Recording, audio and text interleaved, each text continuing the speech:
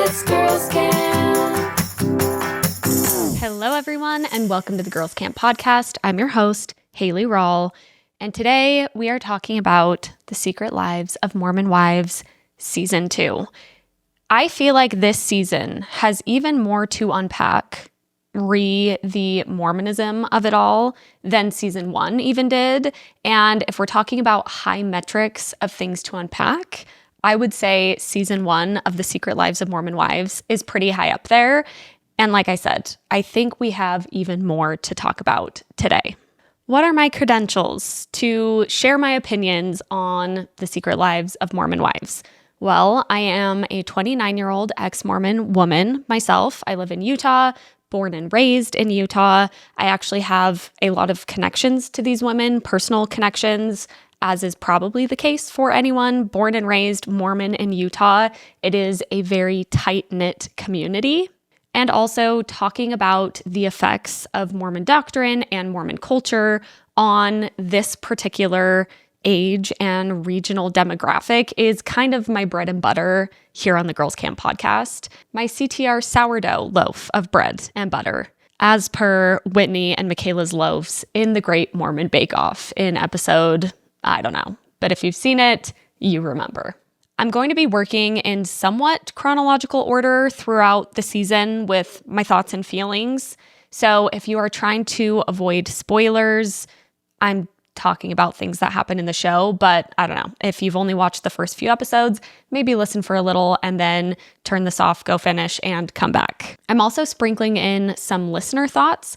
I put up an Instagram submission box on my Girls Camp podcast Instagram and had a lot of people sharing their thoughts and feelings. So I've sprinkled those in, as well as some internet opinions that have resonated with me. So I think we've got a pretty thorough breakdown of all things Secret Lives of Mormon Wives Season 2. It wouldn't be a Girls Camp podcast episode without a couple of big, fat, juicy disclaimers. I'll do this quickly. Number one, yes, I know this is reality TV. I know we are not given the full picture. In my commentary, I'm just going to focus on what we see. I'm going to take it for what it is.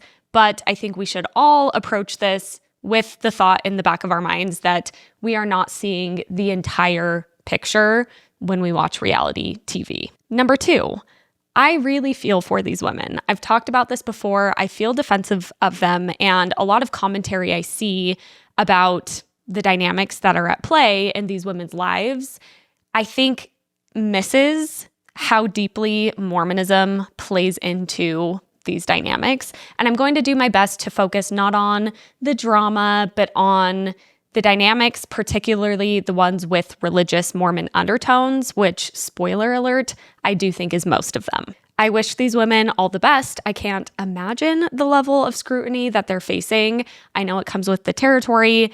It is what it is. I think they know by now doing Season 1, but I don't think that necessarily makes it any easier. So nothing but good vibes for the women on The Secret Lives of Mormon Wives. Let's get into it. I want to start out by giving kind of my overall impression of this season. And to borrow a phrase from the mom talkers themselves, I did find it at times, many times, quite triggering. And I found this article from the Washington Post that I think sums it up really well, the kind of heavier tone that I think this season had. This article is called "The Mormon Wives' Secret Lives Are Becoming Kind of a Bummer." It's written by Ashley Fetters Malloy. She is not Mormon adjacent herself, from what I can tell. She says, "The amber waves of hair extensions have gotten more expensive. The strip lashes have gotten more sophisticatedly natural looking. Even the husband's hair care regimens have gotten a conspicuous upgrade. Hulu's Mormon Wives are back and got a glow up, but their secret lives have gotten bogged down." The Secret Lives of Mormon Wives, whose sophomore season debuted Thursday, disarmed many of its skeptics when the reality show premiered last fall. A loosely defined clique of Mormon momfluencers rose to fame in 2022 when its queen bee, Taylor Frankie Paul, caused a scandal and a global social media sensation by admitting she and other members had engaged in soft swinging. Despite its, let's say, indelicate origins, the show charmed audiences with its lighthearted, sometimes baffling glimpses inside the daily lives of Utah's Latter-day Saints population. In its second season, Secret Lives engages with the women's religion in a different, and frankly, less fun way. What really works against the second season of Mormon Wives is that its plotlines have begun to butt up against issues which modern Mormons grapple, issues that tend to alarm much of the secular public.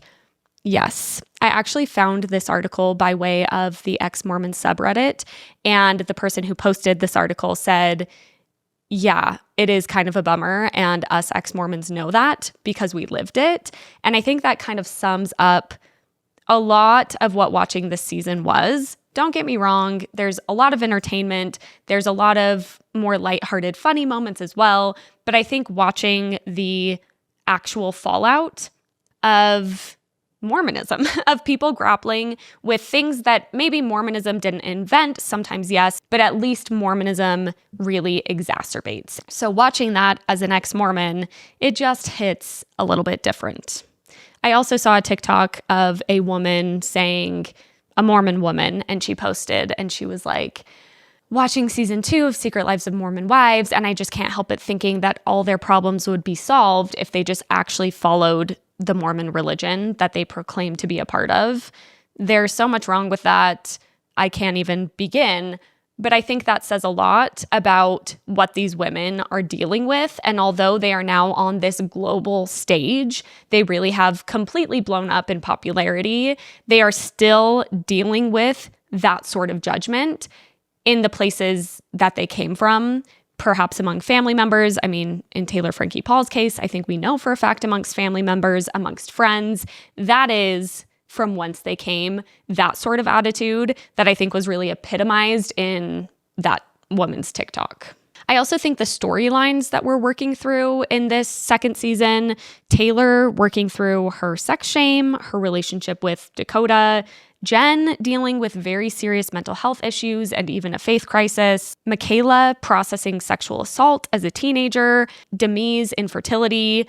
We're just digging a little bit more into some heavier storylines, and a lot of these women really have gone through or are currently going through a lot. And part of me likes that the show is not shying away from the reality of these things, but it obviously becomes complicated when these things are also being used as entertainment and then being analyzed and picked apart by the media and by people like me. Like, it's in one way almost vindicating, and I don't even want to say that because I don't want to say, oh, watching these women's lives fall apart is vindicating for me, but I think that compared to season 1 and to the Washington Post article's point, it's a little bit vindicating to see like a lot of this shit gets pretty heavy pretty quickly, especially within this Mormon, ex-Mormon, Mormon spectrum bubble.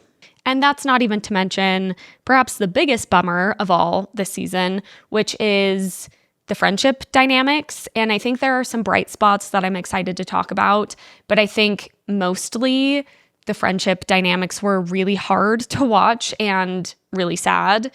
Let's break it down. The first thing that piqued my interest, that caught my attention, is introing this second season. There was a lot of talk about breaking the patriarchy and how mom talk is breaking the patriarchy and empowering women. One of my listeners wrote in their thoughts on this season, and they said, presenting hyper-femininity for views and money isn't breaking the patriarchy like they think it is. I agree. And I really like the way that my friend Samantha of Zelf on the Shelf, I'll link her stuff. She has great commentary on a lot of things on this season particularly, but she made a video and she said, they aren't breaking patriarchy, although I do think that they are breaking or pushing back against orthodoxy.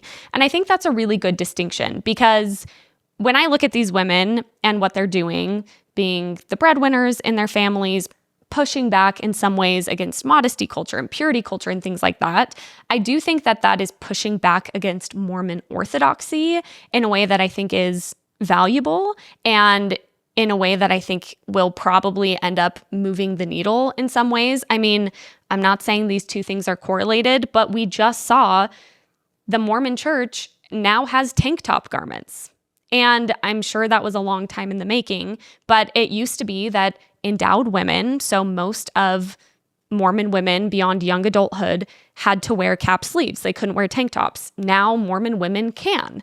And things like that are happening in the Mormon church. And I wouldn't doubt such a huge cultural moment like this show could actually be having an impact. And if not on the institution itself, at least on many members of the institution who are watching these women.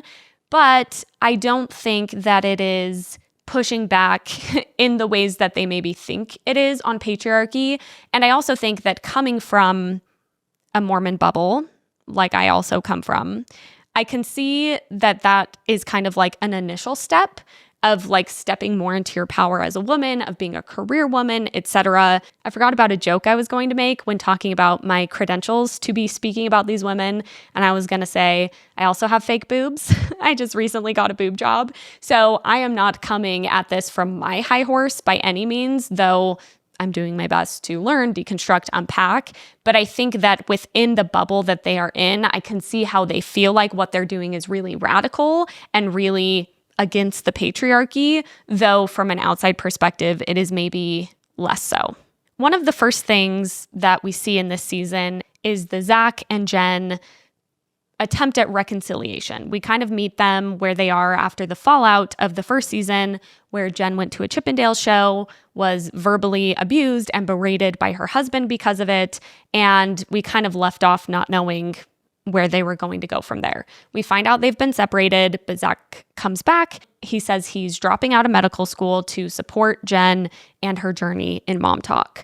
The thing that I found particularly interesting here that I wish so badly was explored more throughout the season is that it seems pretty clear that both Jen and Zach are having a Mormon faith crisis. Zach mentions this sort of offhandedly in one of his confessionals. He's like, yeah, I've taken a step away from the church, I think is how he says it. Here are some of the things that Jen says. I wrote these down.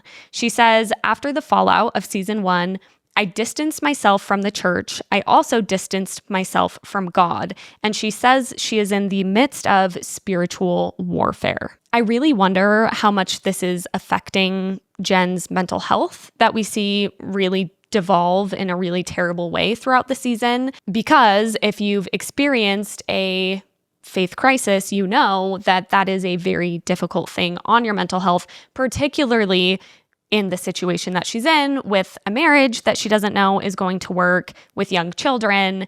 I just really, really felt for her, and my heart broke for her watching her work through what felt very familiar to me as my initial stages of faith crisis, and who's to say where she will end up. Oftentimes people end up even closer to their faith than before. That was not the case for me.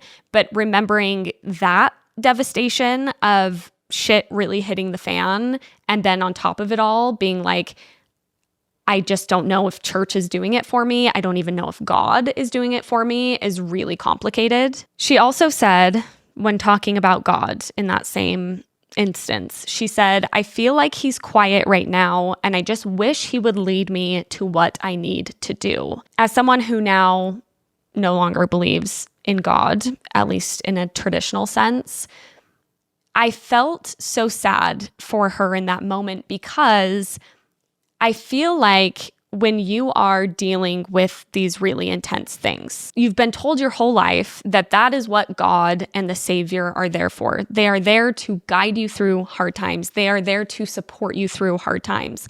And that always felt quite ambiguous for me. Like, I would say the lines, I would say, you know, Jesus has helped me through this, or I know God's with me, but it always felt ambiguous. And then when it really felt like I really needed that, for me, this was in the midst of infertility, which we'll be talking about infertility today as well.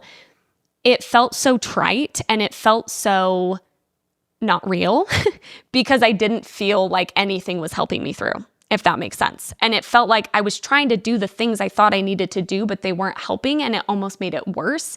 And I feel like you start to feel like you're doing something wrong. And I think Jen, the way she spoke about this, it felt like she was thinking that because she hasn't been as close to God, because she hasn't been going to church as much, that is maybe why she's not getting this guidance she needs, and that is why she is suffering so deeply. But it also seems like she knows that when she was actively attending church, when she was trying really hard to be close to church and to God, that didn't really help either.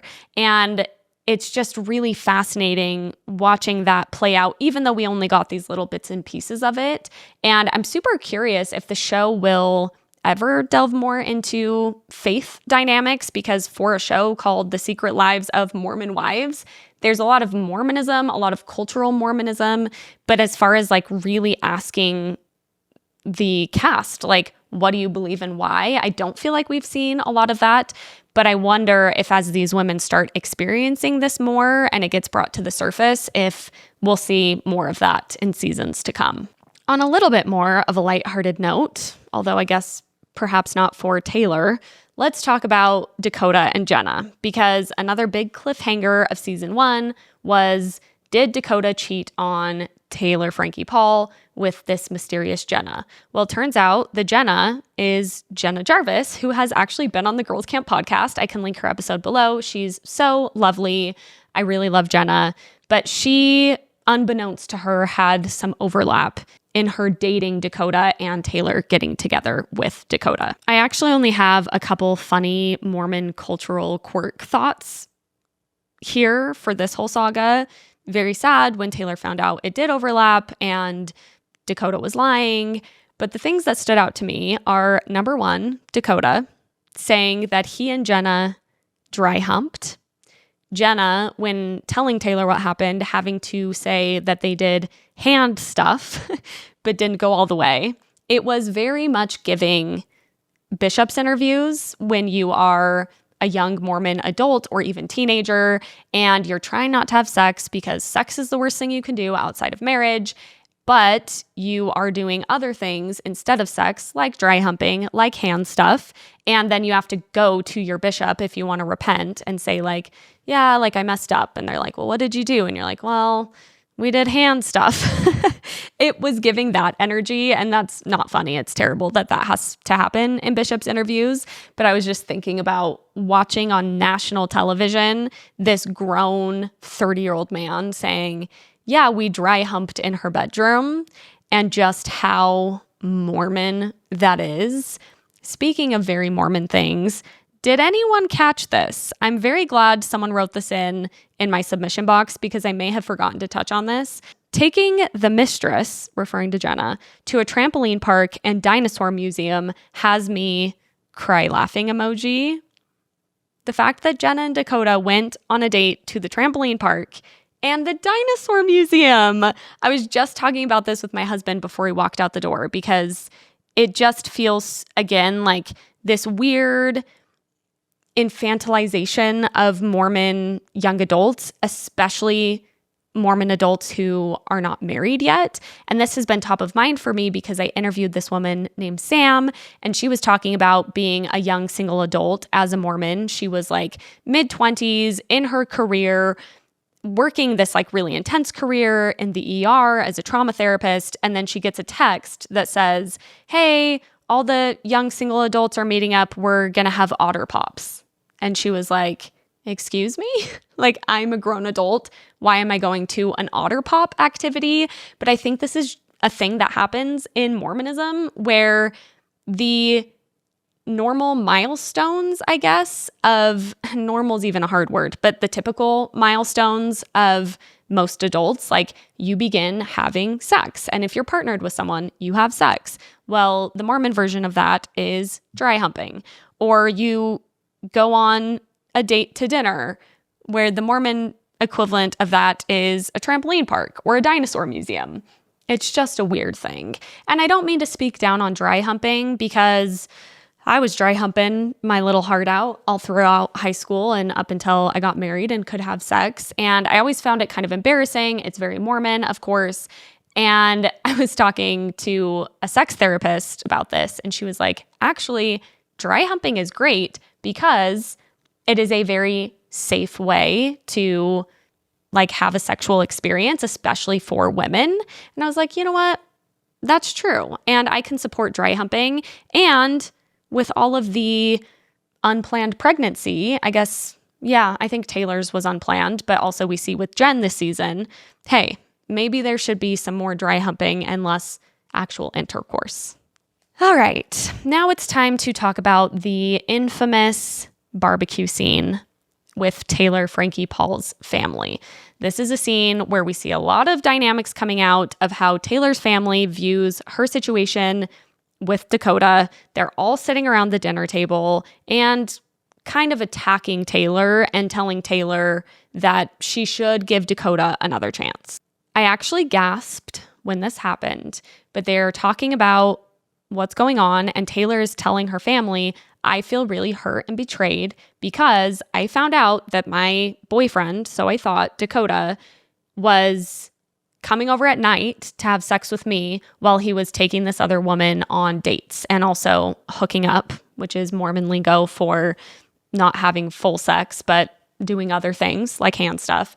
Hooking up with this girl, obviously being romantic, taking her on dates, and then would just come home to me and have sex with me. And he didn't tell me that any of this was happening. And after she says that, her stepfather says to her, wait. Now, what does that say about you? Insinuating that it's Taylor's fault for giving it up so easily, and she's at fault for having sex with Dakota that early on in their relationship. I think we all felt that. I think anyone who grew up Mormon, any Mormon woman, whether they experienced it directly or witnessed it, we felt that. The feeling of, well, what does that say about you, though? And why did you put yourself in that situation? The lack of empathy that her own stepfather has toward her because he thinks it's what she deserved is just really, really devastating. And I think it's par for course. Obviously, there's like a spectrum of how extremely that shows up, but I think it's par for course of how Mormons feel.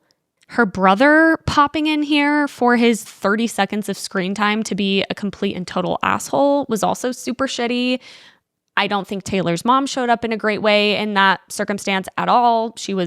Not at all. She was contributing to the same narrative. Her sister was maybe sort of trying a little bit, but ultimately seeing Taylor so clearly broken, so clearly full of shame, saying things like, I am trash. I know I'm trash. I know I deserved this. I hate myself. That is the kind of language she is using. And it makes sense that that's her inner monologue when this is quite literally what her family is saying to her as well.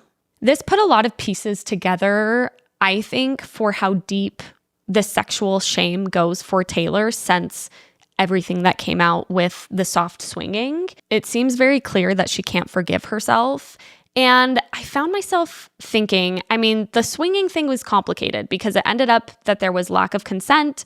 Taylor said she ended up essentially being sexually assaulted by another man who was part of the swinging group that they were all in. There was cheating, there was lying. It went off the rails, and that's its own separate thing. But I feel like she is having a difficult time parsing out regret and learning from all that happened and just the overwhelming shame of the sex part of things. And I just kept thinking, it just feels like the sex shame is clouding everything, is impacting everything. And I don't think that swinging, soft swinging, whatever kind of swinging, amongst consensual adults is anything to be ashamed of. I can see how you would be if you grew up Mormon. I can see how you would be embarrassed, especially when it became public knowledge. I can understand that.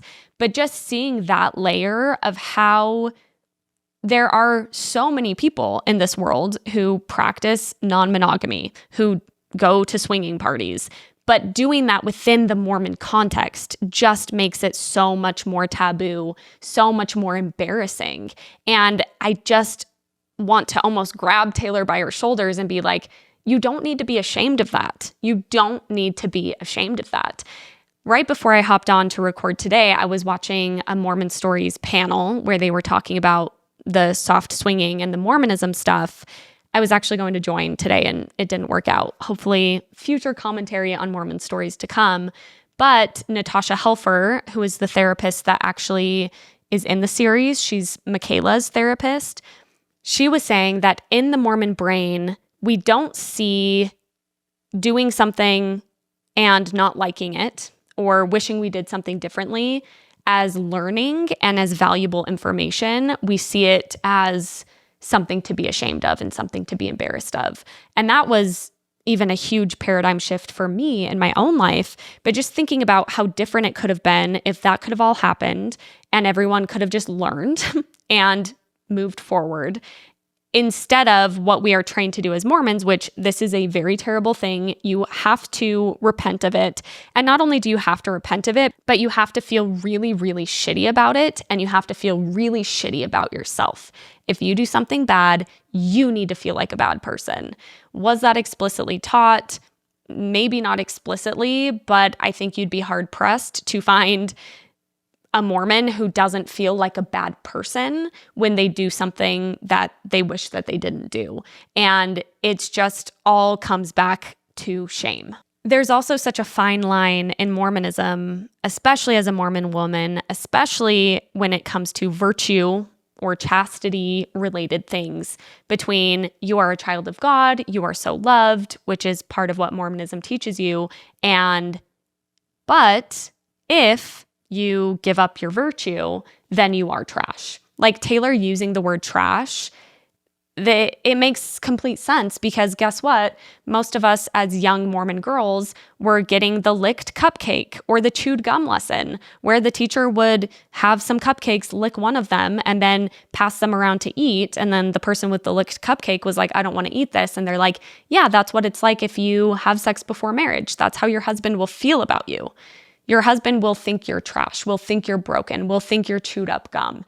And that is now Taylor's own narrative to herself. This whole thing leads me to the swinger semantics of it all, because a huge theme of the first few episodes was trying to get to the bottom of what actually happened in the softcore swinging. And Miranda comes on the show as a new cast member because she was involved in the swinging stuff, and everyone somehow feels like they deserve to know the very details of what happened. I said this before with Jen and Dakota, but it was giving Bishop's interview vibes. It was giving this vibe of sitting down across from your bishop and being like, I made out with my boyfriend and he touched me. And the bishop saying, well, did he touch you over or under your clothes? Even in the very first 10 minutes of the first episode, Demi, I think, says to Miranda, so you never touched a wiener?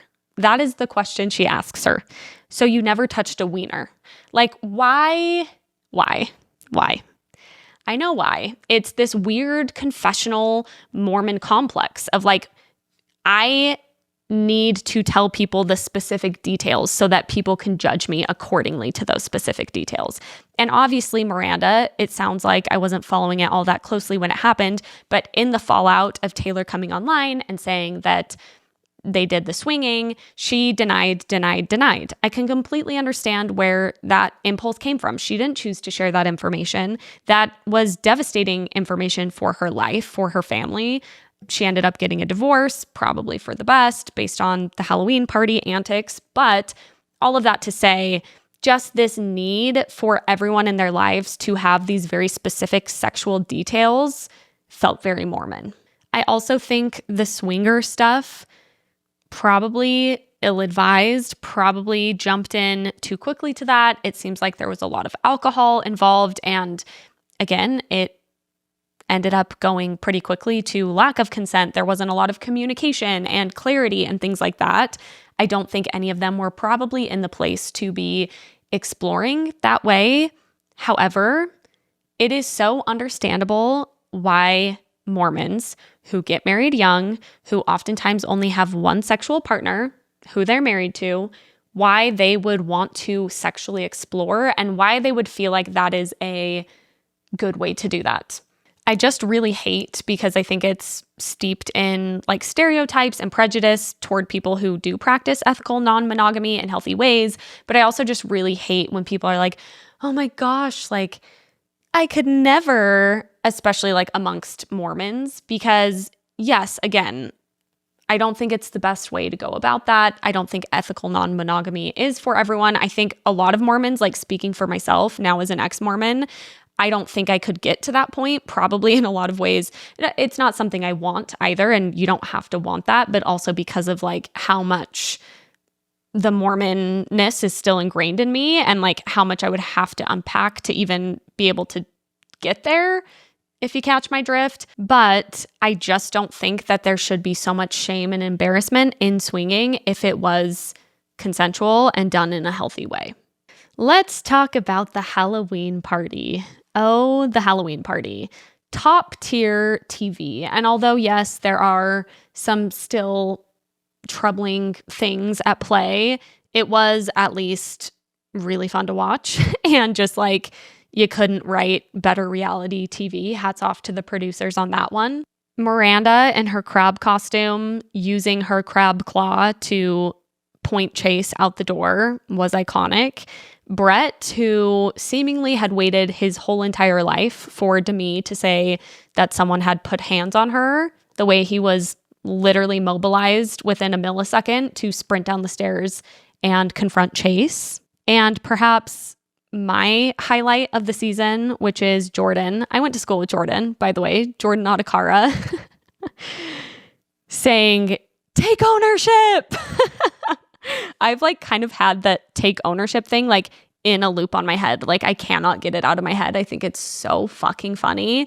Maybe I'll make a TikTok sound out of that because I feel like it has a lot of potential. But the take ownership happened during the Halloween party. Oh, and of course, as a podcaster, Chase saying, don't make fun of my podcast. Speaking of things people felt, I think every person with a podcast felt that one. I did notice a beat that I haven't seen anyone talking about with the Halloween party where Chase, I can't remember if it was when he was talking with Dakota or someone before, but he was talking about the swinger stuff. This was before there ended up being that confrontation with Taylor and Dakota and Chase.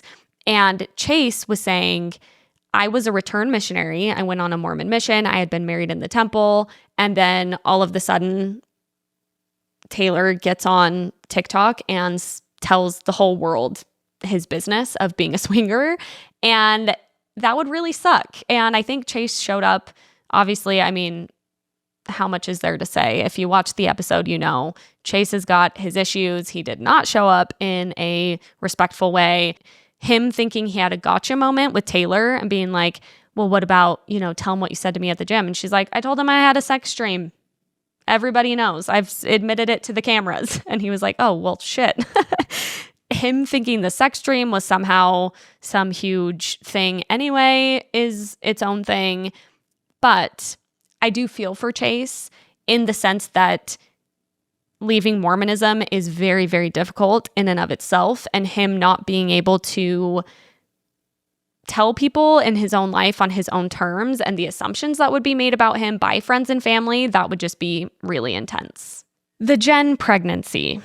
Jen gets pregnant on accident, and I think we all collectively sighed in that moment when she goes and takes the pregnancy test, and I really admire and honor her honesty in that moment and her honesty on camera as well.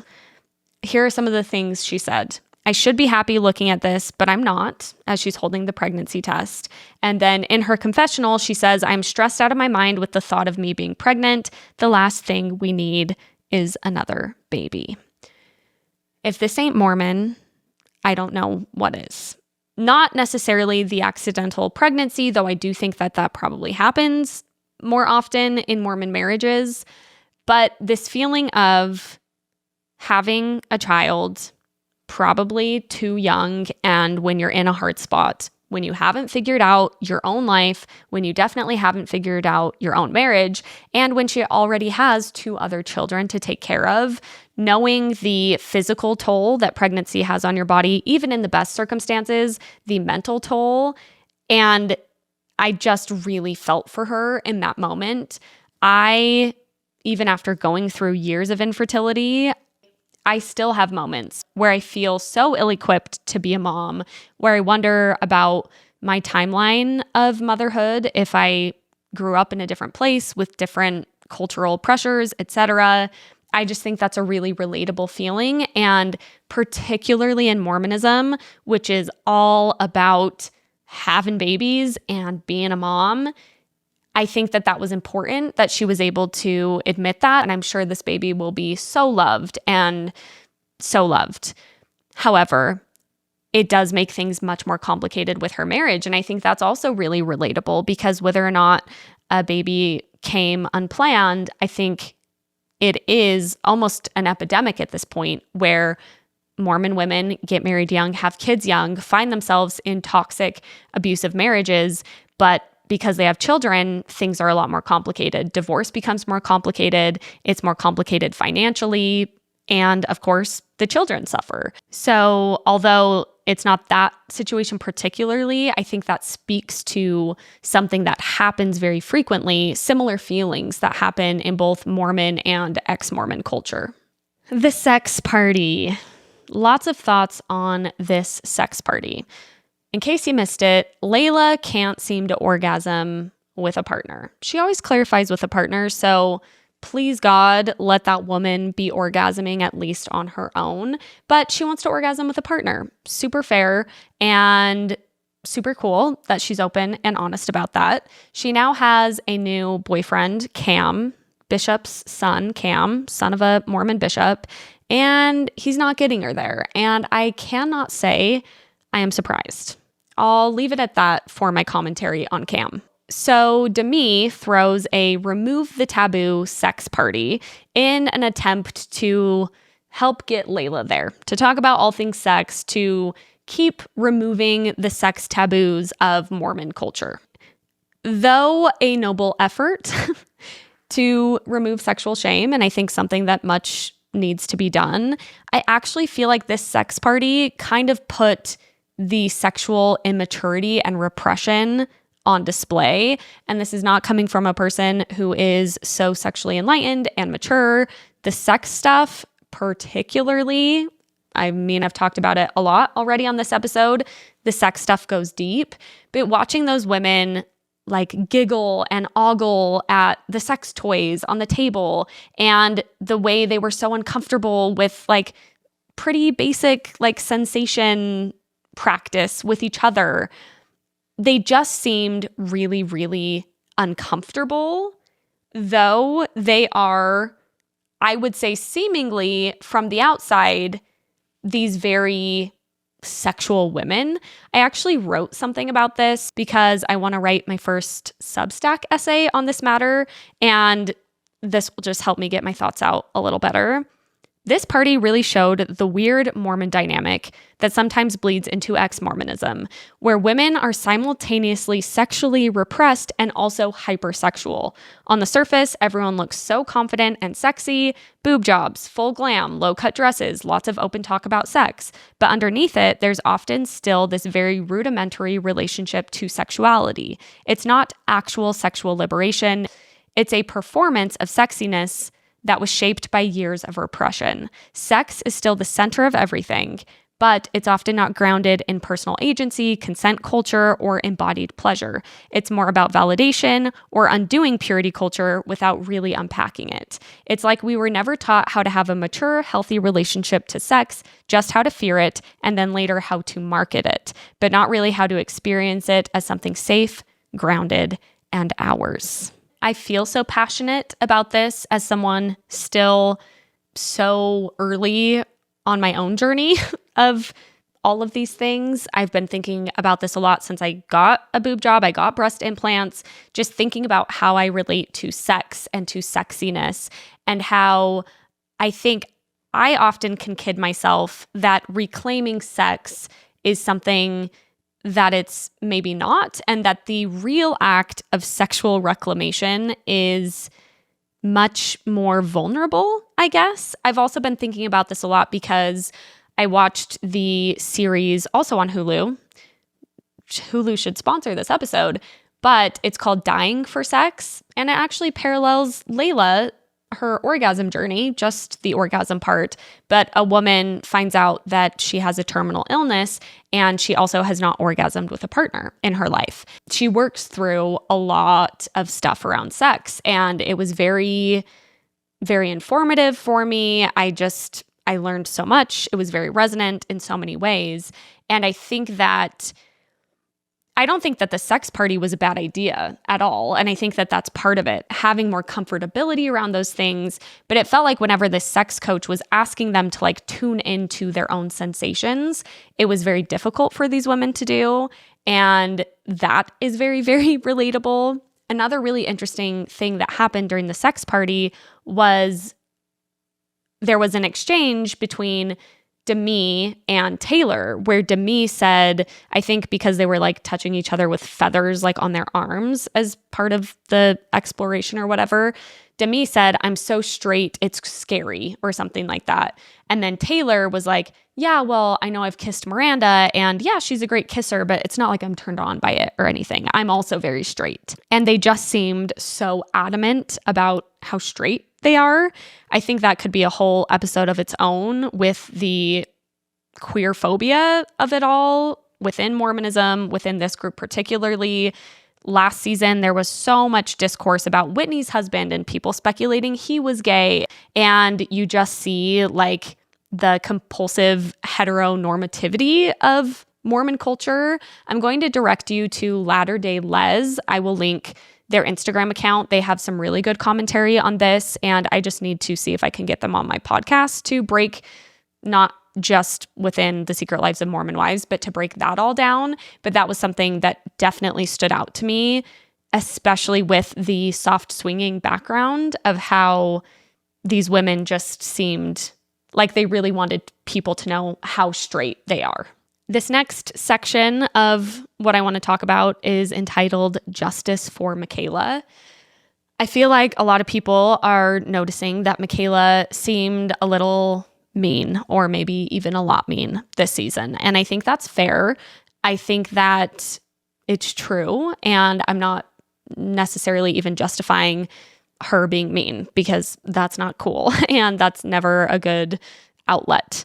However, I do think watching Michaela go to therapy, shout out Natasha Helfer again, and her really opening up about not only her childhood sexual abuse, but also her family's response to that, was really powerful and shed a lot of light on what Michaela has gone through and is probably still going through as she is like really confronting that.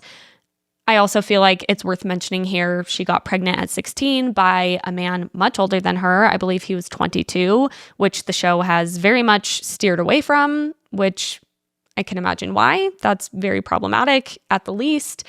I think Michaela has been through some intense stuff. And I also think most of her rage has been aimed at Whitney. I think it's almost like Michaela's way of learning in therapy that she can stand up for herself. And then it's kind of being a little bit what's the word?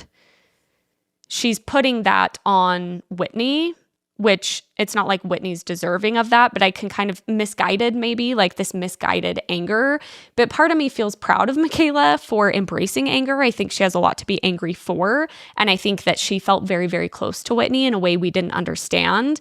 I can see her attempting to step into this power, but maybe doing it in the wrong ways. I do think that her going to therapy on camera is incredibly brave. As someone who did not experience what she's experienced, I learned a lot about like the psychology of how that would affect your brain. I hope that that was healing for people who have experienced something similar, to see someone working through something so horrific on camera that I think is so stigmatized and so difficult to talk about. And watching Michaela like try and speak back against her abuser in that therapy session, like in that kind of role play, was really hard to watch, because again, it feels like it's just a woman who doesn't know how to say what she thinks, who has always been taught to just not say it and not make it an issue. And I think that's a recurring theme we see throughout these different women's stories. Michaela said, kind of talking about that therapy session, growing up, I think we all kind of inherited the trait of you push everything under the rug, you don't talk about it until it gets to the boiling point. Absolutely.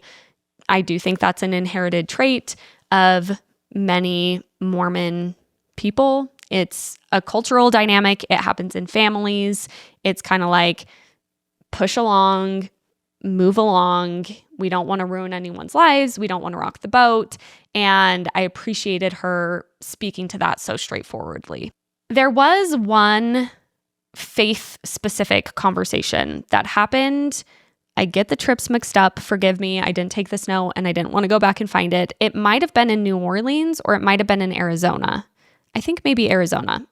Irrelevant. They're sitting at a table and the church comes up and they actually all recite the young women's theme together. This was a very good Ex-Mormon test to see if I could still do it. I can. We are daughters of God who loves us and we love him. We stand as witnesses of God at all times and in all things and in all places as we strive to live the young women values, which are faith, divine nature, individual worth, choice and accountability, good works, accountability, integrity, and virtue. They actually left off the and virtue, and I looked it up. That was added to the young women's theme in 2009, which I found really interesting because in my brain, the and virtue is very much ingrained still. So I was like, I wonder if, I don't know, like based on how old they were when they graduated out of young women's, it wasn't worth the deep dive, but I did find that interesting. I've seen a lot of commentary on that, and I think it just goes to show that, yeah, these women are Mormon, some of them, and if not are, they absolutely were. They were shaped by Mormonism in their developmental years, enough so that they can recite from memory as like a 30-year-old something that they last said over 10 years ago. Like these things are ingrained. They ended up in the same conversation talking about the temple, and the majority of them have been through the temple, which I also think is a really big deal. There are a lot of people who are somewhat Mormon their whole lives or whatever who actually haven't been through an endowment session at the temple. That's kind of like peak Mormon. Wanted to say cult. I think I could say peak Mormon cult is going through the temple, doing the endowment session.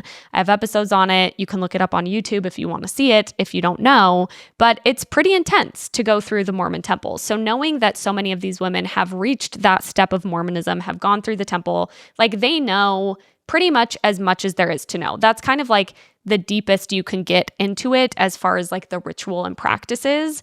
And I guess I just didn't realize how many of them had actually made it to that step, had like done that part of it. Demi asks here to the rest of the women because it brings up kind of faith status stuff. And she's like, well, do you think the Book of Mormon is true? And Jesse is like, I don't think we can ever know for sure. And I don't know. I hope for these women. Obviously, I'm biased because it's like my career now to unpack Mormonism, but I do hope for these women, even the women who have left the church, that they can continue to unpack Mormonism. And I mean, the Book of Mormon, to that question, it's like, no, the Book of Mormon isn't true. And there's like so much evidence that it's not true. And even if you don't arrive at that same conclusion, like I think it's, I don't know, it feels like useful information to have when leaving the church, especially even for conversations like that, where if someone presses you, you can be like, well, actually XYZ factual information as to why I don't find the Book of Mormon true. I don't know. That was just something I clocked. Jesse also brings up in this moment, which I was like, rock on Jesse. I love that she mentioned this, but she was talking about temple sealings and how in Mormonism, when you get sealed in the temple, even if you get divorced, that doesn't automatically break your temple sealing. So some people will get divorced and never break their temple sealing because it's a pain, or they won't do it until they like get remarried, so they don't think they need to. Like my mom was divorced from my dad for like 15 years, and then she didn't break her temple sealing until she remarried in the temple to my stepdad. And Jesse was basically saying like, yeah, it's kind of fucked up because I wanted to divorce my ex-husband. I don't want to be sealed with him forever in the Mormon framework, but without going and breaking that temple sealing, it like still exists. And that just creates all kinds of complications. I think Miranda chimed in and she was like, yeah, a lot of people don't want to get divorced because if they break the temple sealing, then their kids aren't like sealed to them in the afterlife. So just goes to show how things like the temple ceiling and like you can be with your family forever get complicated really quickly. Layla also said while talking about the temple, if I marry Cam, I probably will for him, in reference to going through the temple. Oh, this is a tricky one for me because it just doesn't seem like Layla has thought about it that much and like the implications of going through the temple. And there was a ton of commentary on this last season, but it just kind of shows this rub between devout Mormonism, Orthodox Mormonism, because an Orthodox Mormon would say to go through the temple, Layla would need to stop having sex with Cam. She would need to stop drinking alcohol. She would need to wear garments, like commit to going through the temple, getting garments, wearing garments. So whole new wardrobe. But in Layla's mind, she thinks that that's maybe just like something she could do. She could just go through the temple and not do any of that. She could lie to the bishop about it so she could get the temple recommend because you have to be approved to go through the temple. And that's fine. I mean, that's her prerogative, but it's just a very interesting like way to see where that tension exists, because Orthodox Mormons would say someone like Layla couldn't go through the temple. Could she theoretically? Yes, but it would take either a massive life change or lying and saying she was going to make those changes and not actually making them. So to see her so offhandedly be like, well, yeah, I'll go through if my husband wants me to, was just bizarre to think about, like maybe this new thought process that these like younger, more progressive, less Orthodox Mormons have. Because me as a Mormon, I could never ever imagine like seeing things that way when I was Mormon or now even out of Mormonism. Like it was very literal and very black and white because that's how the church wants it to be. That's how it's presented to you. The pregnancy roulette situation in New Orleans was so sad, and the producers really pissed me off with this one because Layla comes in with a bag of pregnancy tests and she's like, let's do a pregnancy test roulette. I do think this was like a TikTok trend at the time. I don't know. I think it's a shitty TikTok trend too, but we know that Demi has been struggling with infertility. She has a daughter with her former husband, but her and Brett have not been able to conceive. And like I said, I also struggled to get pregnant for about 3 years. And my infertility journey lines up pretty closely with my leaving the church journey. I was in the church when I started trying to get pregnant. And by the time I got pregnant, I was very out of the church. I had to do IVF to get pregnant. And I just don't think infertility is something you should mess with on ever, but especially on national TV. It's so charged and loaded and delicate. And I just really felt for Demi in that moment, feeling like she probably just had to do this because that's what the show wanted them to do. But what happened is both Macy and Michaela were pregnant, but had not told anyone. This also was such a shitty situation for them. So they all go take a pregnancy test, put it in the bowl. They're pulling them out. They see one pregnancy test, and then it's Demi's turn, and she pulls out a second. So at that point, she's like, oh my gosh, like, could I be pregnant? And then probably realizing like, no, of course not. And she breaks down, and it's really awful. And the thing I wanted to talk about here is infertility sucks regardless. It's awful. Infertility as a Mormon or Mormon adjacent woman is an extra layer of awfulness. And I don't even mean to compare because it's awful no matter what. But I think within the Mormon culture, the best thing that you can do as a woman is to be pregnant and to have a baby. It is not only your calling on earth, it's your calling in heaven. It is your purpose. It is your identity. There is so much messaging that tells you being a mom is it. And not only do you feel that internally, but you also see around you that the women who get praise, that the women who attention, but it's deeper than that. It just feels like the way to be valuable to Mormon society as a woman is to make and have babies. And I don't think that women who, I mean, most women, I guess, don't have trouble having children. And I don't think that it's the women's fault, but it felt like when I was trying to get pregnant that there was a sense of superiority that women had over me that could get pregnant naturally and didn't have infertility struggles. And it felt just like this huge sense of brokenness of like the one thing that I'm meant to do, the one way I'm supposed to add value in this life, I can't even biologically fucking do it. And you don't have control over it. You feel like it says something about you and like you as a person, when in reality, it's purely like a medical situation. Like, I couldn't get pregnant because I had endometriosis, which I didn't find out till deep into my fertility journey, which is a topic for another day. But it had nothing to do with my value, of course. I mean, I don't even have to, of course, but it felt like it did. And so seeing Demi struggle with that was really sad. I also think that there's an added layer with these women being influencers and being public figures, and how pregnancy and new babies can be, I'm not saying these women are this way, but those can be like assets online in a really creepy dystopian way. And so I think that even adds a layer, even just the social media of now she's seeing all her friends announce their pregnancies and all of this, they get all of that and she wants it so badly and doesn't have it. I think it's just super layered, especially within that world. Another little tiny beat I noticed was Whitney, right before she has her baby, which is documented in the show.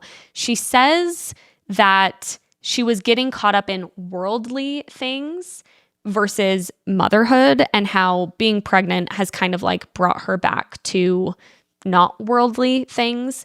And I don't even mean to say this as a judgment on Whitney, but I think that that encapsulates really well. She also says something there about like, this is like the point of life or something, which I can honor that for her. And I can understand the sentiment of like focusing on family and being reminded of things that are truly valuable. But I think connecting that with motherhood and birth can still feel very triggering for me as someone who experienced infertility. I can imagine that can feel very triggering for people who are childless by choice as well. Whitney saying that there, I was like, oh yeah, like she's literally saying like the best thing you can do on earth as a woman is give birth. And that's really complicated. And I think some women feel that way, and that's great for them. But I mean, speaking on a broader level, like that's what we're seeing with trad wife culture. That's what we're seeing with like alt-right pipelines, where it's like, have kids, have babies. That is the point of everything. That can just very quickly get very complicated, because that is not women's sole purpose. That is a choice that some women have. And my claws always come out around this as someone who, just experienced that myself, and then also sees these like giant political implications of that kind of thinking. Oh, Leanne, that's my next subheading. Oh, Leanne. It felt very high school for Leanne to show up at the Christmas party at the end of the season and be there to fight Taylor's battles and give the snarky gift for Taylor. It just felt like one of those high school moms that's like getting involved in her teenager's drama, which is bad even then, but particularly bad when it's a 30-year-old woman and it's on TV. The conversation she had with Demi was very tricky and very charged and not good on all fronts, I don't think. But I do look at Leanne as kind of the epitome of the infantilized Mormon woman, especially in that generation, because we're obviously getting a lot of insight into the 22 to 32-year-olds, but seeing Leanne, who's much older than that, and the way that she speaks to Taylor, I noticed that she is very obsessed with Taylor's accomplishments and success, but then will turn around and basically affirm that Taylor is trash for having sex, like wanting to be close to Taylor when it means fame and success, but then being very quick to shame her for these other things. And it seemed difficult for Leanne to have any sort of conversation with Taylor without talking about prayer, without bringing religion into it, which maybe Taylor doesn't care. I don't know Taylor's faith status, but it felt frustrating to watch, especially when the religious stuff was often brought up in a way to shame or being almost weaponized of like, well, are you praying though? Like, just pray, that'll fix it. When Taylor is dealing with like very real, tangible issues that, sure, if you believe prayer helps, that's great, maybe, but like, I just don't think that that's the type of support that someone probably needs in that type of situation, at least not exclusively. I can't even remember who said this in a confessional, maybe Macy. I think it's so funny throughout the series, the way that they bring Mormonism back into it. Like when they went to the haunted house and they were like, Mormons can go to haunted houses, or when it was Halloween and they were like, yeah, Mormons celebrate Halloween. You can just feel these producers like injecting these questions about Mormonism, which as an ex-Mormon are so funny because it's like, that's not the weird part of Mormons. Like Mormons do Halloween. But there were moments too where Whitney read a scripture and was like, this is not how we are taught to behave. They did a lot of that where they would like read Bible verses or something. But there was one of those moments where I think it was Macy said, yeah, Demi going off on Leanne was so inappropriate, especially when we're taught in the church to treat others with respect. That one's funny on a lot of levels because you're also taught in the church, like, to wear your garments, and y'all aren't doing that, which again, no judgment from me, but then talking about like, we would all be respectful because that's what the church teaches us was funny, and also very funny because a lot of them are not treating people with respect. I really appreciate Macy opening up about what she experienced with Eric. We see in the final episode that Macy goes because she got pregnant out of wedlock with this man named Eric. And then at 13 weeks pregnant, and she was at BYU at this time as well. So there was all that layer of things. He passed away in a car crash. And as someone who has experienced death up close only quite recently, with my dad dying about a year and a half ago, death is so traumatic and so life-altering in so many ways. And I feel like Macy opening up about this just gave me a lot of perspective on her. I feel like Macy, though participating in the antics here and there, as I guess one must do on reality TV, I think she really has a wisdom and a groundedness about her.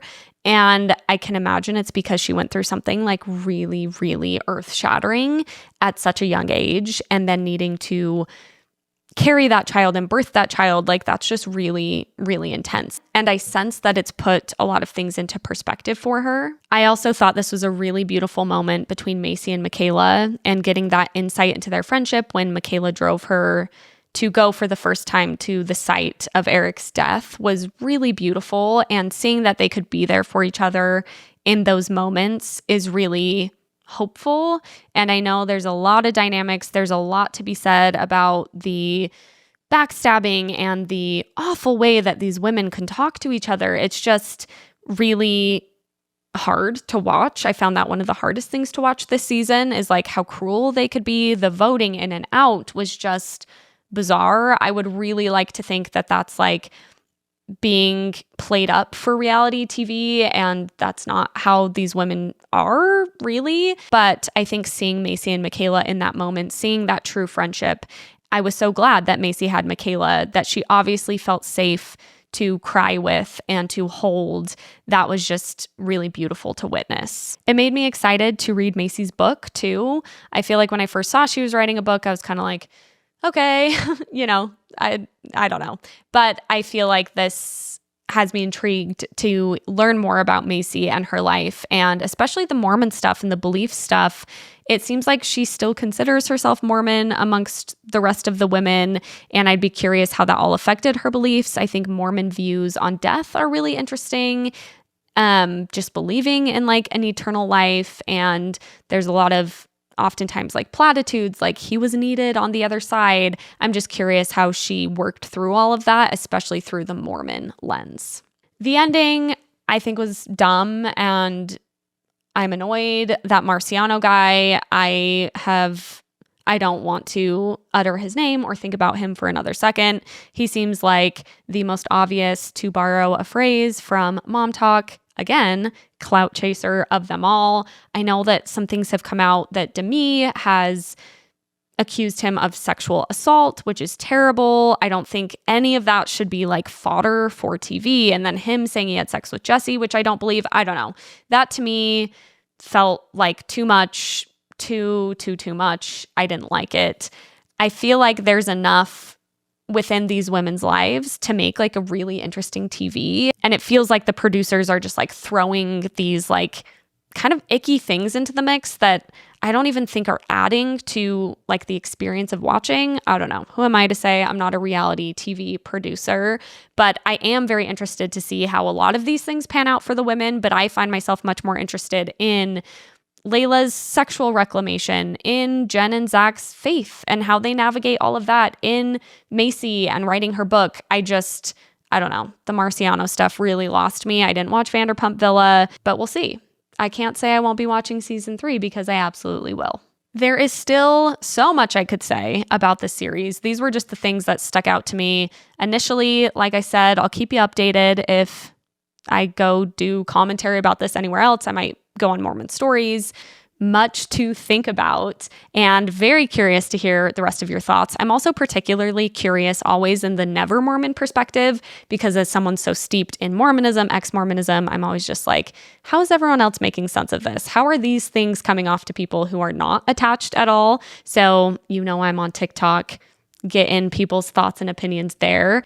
Oh, also, a fun little teaser is I have been talking to one of the cast members that I'm very excited. She said that she will be able to come on girls' camp in about a month. And I want to talk to her more about just like her faith background, less about like the ins and outs of all the mom talk dynamics. But I'm excited to sit down with her and get more of her Mormon story. So stay tuned for that.